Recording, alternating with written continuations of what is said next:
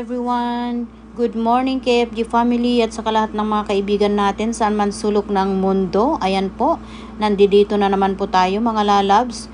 Dito po sa aking pa-challenge, dito lang po sa aking YouTube channel, DGMB Vlog Honolulu. Ayan, kaya paki-subscribe na po, like and share at saka don't forget to click the notification bell para updated po kayo sa mga susunod naming video at saka patapusin po natin ang mga video para sakali mapanood natin at sundan po natin. Ayan, ito po ang mga mami na mahihilig magluto ng mga ulam at saka merienda po. Ayan, panoorin po natin ang mami number 3. Ayan, challenge accepted.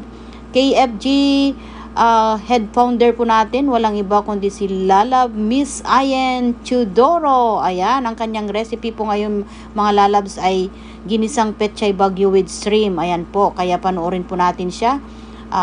Baka sakali gusto natin sundan ang kanyang pagluto para gawin natin sa ating mga bahay, para sa ating pamilya. Ayan po, kaya panoorin natin kung ano ang gagawin niya at saka mga ingredients niya po.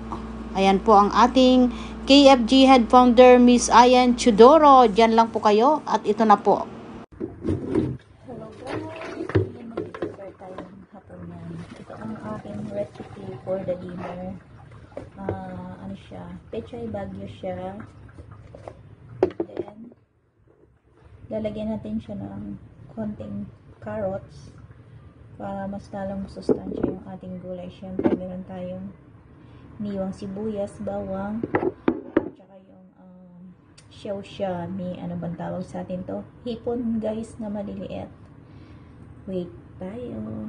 Ayan guys, syempre habang nag-prepare tayo ng paggigisahan natin, simpleng luto lang siya, but yung lasa niya is doon na lang natin kukuhanin. Doon na lang tayo magkakatalo.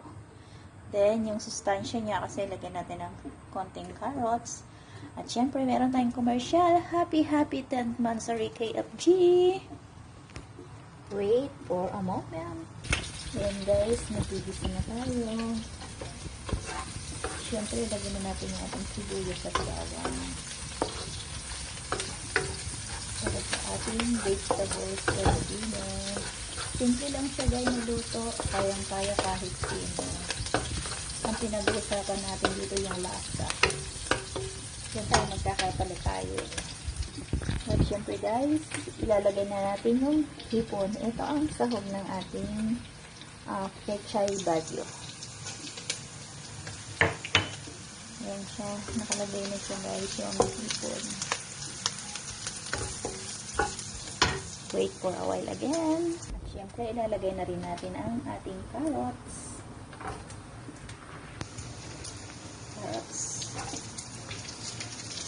Ayan guys, nakalagay na yung carrots natin.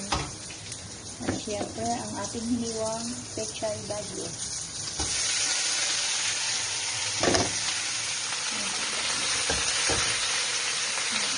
Ngayon naman, antayin natin ang kalabas na ating luto. Syempre guys, malapit ang maluto. Syempre, itong ating seasoning. Same lang siya ng magic sarap. And then, ang ating yen asin. Konting asin lang. Tapos, add natin siya ng konting black pepper. Wait for a moment. So guys, luto na yung ating gulay. Tingnan natin yung lasa niya kung panalo ba.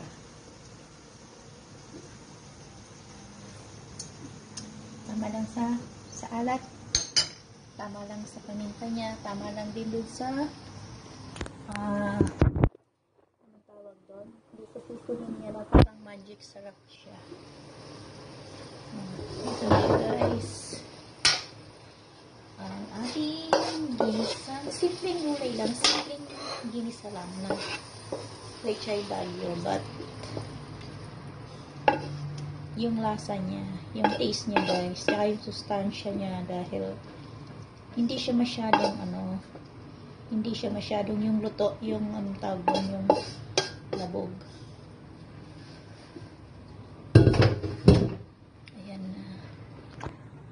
Ayan na guys, ang aking ginisang repolyo. Thank you for watching.